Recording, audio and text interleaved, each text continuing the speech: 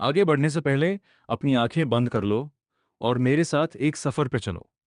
Science कहती है कि जब हम दुनिया देखना बंद करते हैं तो हमारी कल्पना की शक्ति, इमेजिनेशन पावर जाग जाती है।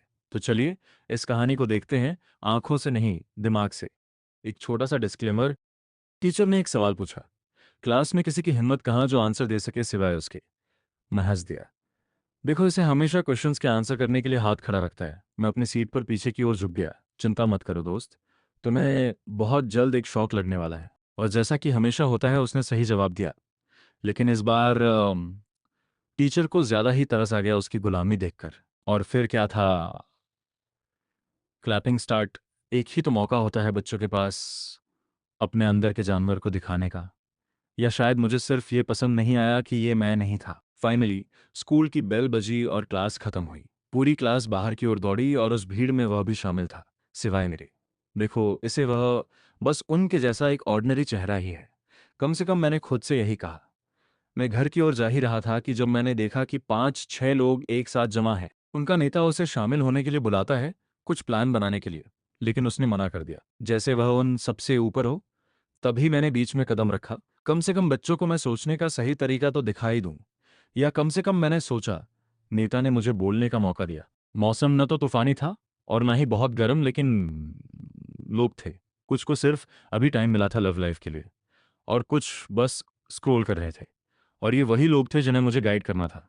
कोई सरप्राइज नहीं कि कोई मुझे क्यों नहीं समझ पा रहा था।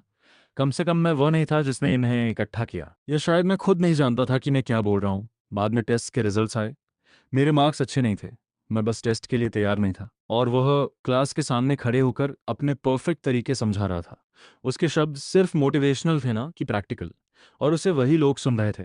वही लोग सहमत हो रहे थे जिन्हें खुद नहीं पता कि उन तरीकों को कैसे यूज करना है। बस मैडम जी की ही कमी थी। हमारे यहाँ एक और ब्रिलियंट है जिसने टॉप किया है, मगर नीचे से।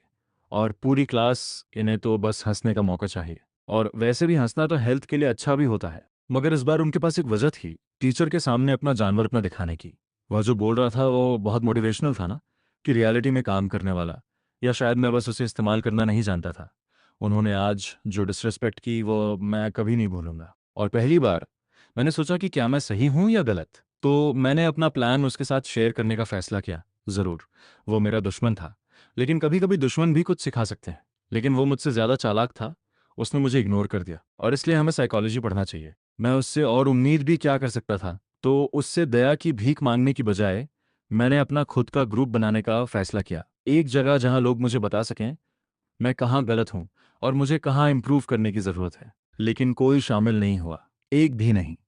और ये थोड़ा सरप्राइजिंग भी था। शायद अलग सोचने का मतलब सुपीरियर होना नहीं है। शायद कभी कभी इसका मतलब सिर्फ अकेलापन होता है।